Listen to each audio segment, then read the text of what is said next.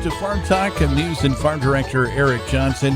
Hey, right now we're going to tell you about an individual who is going to be the keynote speaker at the Northern Corn Soy Expo coming up on February 6th. We're super excited to have this individual. Peter Zeihan is his name. He's a geopolitical, I guess, would you say, strategist. He's an author. He does public speaking. He's got a YouTube channel that has 670,000 plus followers. Peter, you've got to be an incredibly busy guy. You got a lot of things in the water. We're up to 670. Oh my God, 674,000. It's been a crazy couple of years. You're also a New York Times best-selling author. Your first three books, I just want to put the titles out here: The Accidental Superpower, The Absent Superpower, The Disunited Nations, and the last one, The End of the World is Just the Beginning, Mapping the Collapse of Globalization. And before we get into it, obviously you're going to be speaking here in Fargo, technically West Fargo, on February 6th, but how did you get into the world of geopolitics? Oh, totally accidentally. I was working in D.C. at a think tank and hated every second of it, so I was about ready to go back to school for a chemistry degree, and my background's in international relations. And I stumbled across this website called Stratfor, and I liked what they did because they mixed geography with international studies, but I found a couple really glaring errors. So I wrote in and said, love your stuff, but it's A and not B and X and not Y. And I got a really bitchy response from the person who wrote the article, who happened to be the founder of the company, and that turned into a job interview. Oh, wow. And the rest just kind of happened. That is pretty cool. Now, you're going to be speaking at the Butler Arena main stage on February 6th, as we talked about. The topic is geopolitical impact on agriculture. I don't know if a lot of people have thought that far into it. They should, but just give us maybe the trailer version of what you're going to be talking about. I wish I could get the whole thing, but give us a little bit about what that means. Well, I think you're not giving your audience enough credit. From my experience, farmers are by far the folks I speak to who have the longest term view, because they have to make decisions today. They're going to affect what crops they're growing 3 and 4 years from now. And that assumes they don't need any new infrastructure. So, for example, if you want to do corn, you need a lot more storage and transport capacity because it weighs so much more. So the agricultural folks have always been very forthright about seeking out different opinions and trying to figure out where the world's going, especially since we export about 1 out of every 3 calories that we produce in this country. They have to maintain an awareness of international systems. Now, for me specifically, there are 2 big changes that are not coming down the pipe anymore. They are here. They're front and center. The first is that globalization is breaking down. We created it, we being the Americans, created it as a way to attract allies in the Cold War, and it worked. But we are now 30 years past that conflict, and American commitment to that system is basically ended. And we now have a bilateral consensus in the United States that most of our trade needs to be with a very select group of people, and that China doesn't make the list. Well, if you're a farmer and you export most of what you produce, and China is the world's largest agricultural import market, you can see the problem. Problem number 2 is that when we globalized, we also industrialized and urbanized, and that meant we moved into condos and started having fewer and fewer children. You play that forward 70 years, and it's not that a lot of the world is running out of children. In most cases, that happened 30 years ago. This is the decade we run out of working-aged adults. So even if the Americans were still interested in globalization, the population structure of the world no longer supports robust international trade or robust international economic growth. And that obviously has massive implications for everyone in the agricultural sector. How long have you been doing this?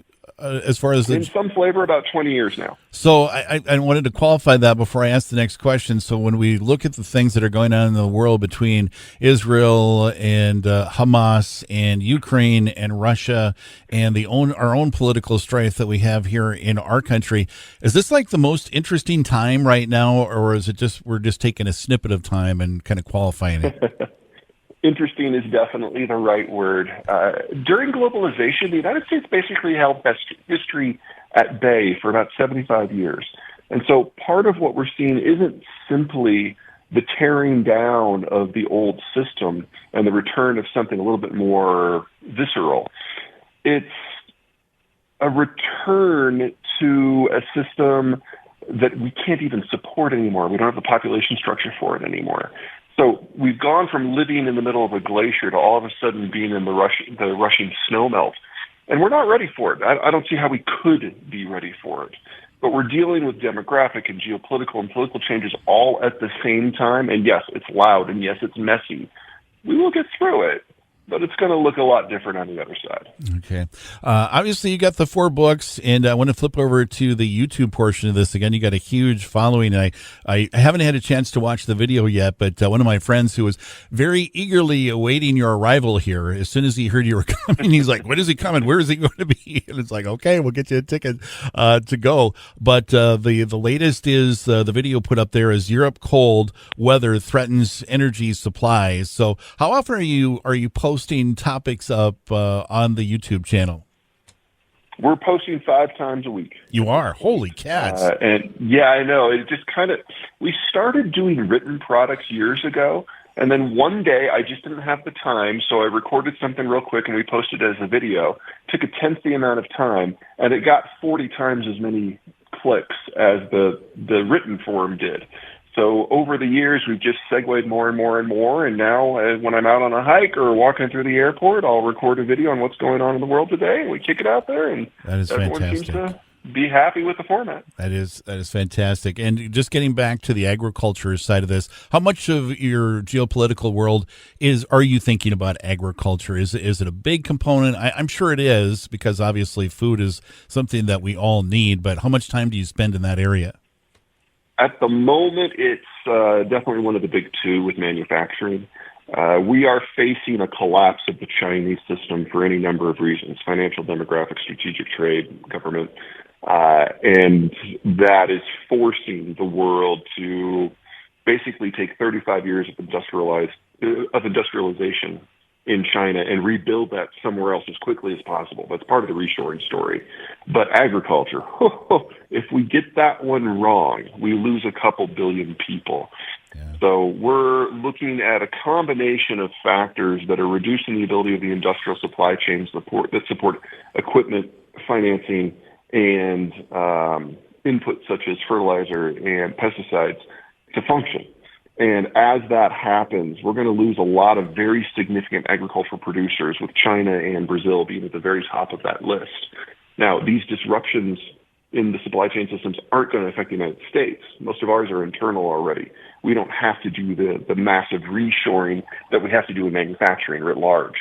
But we still are incapable in this country of expanding our agricultural footprint sufficiently to make up for what we're going to lose. So the American farmer is going to try to feed the world. They're going to fail. And then they're going to look at their bank accounts and they're going to get over it. Geopolitical impact in agriculture is going to be the topic. Peter Zeihan's going to be speaking February 6th at 2:50. What should folks expect? Are you going to be speaking for quite a while? Is there a question and answer period?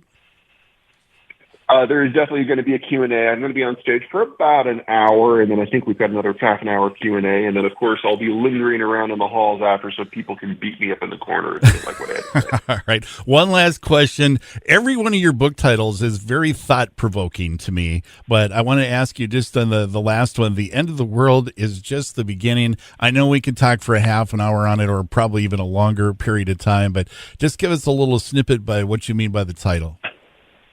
Sure. So the end of the world refers to the end of globalization and the system we've created and flourished in for the last couple of generations. But that doesn't mean that history's done. It just means we're entering a new phase. And so the whole idea of the book is to look at how all of the various economic sectors, manufacturing, industrial commodities, finance, agriculture, got to where we are. How did it turn into this form?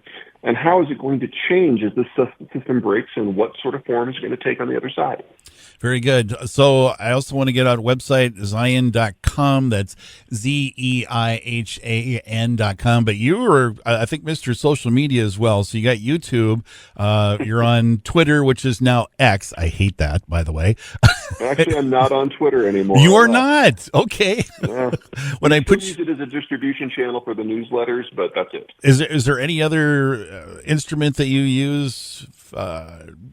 Snapchat or anything else, or is it just YouTube is the format, and we are in things like Instagram, but always, always, always, the best way to get the newsletter and the video log is Zeihan.com/newsletter. Okay. We always send it out to all of our subscribers before we post it anywhere. Okay, very good. Last question. First trip to Fargo? No, 7th.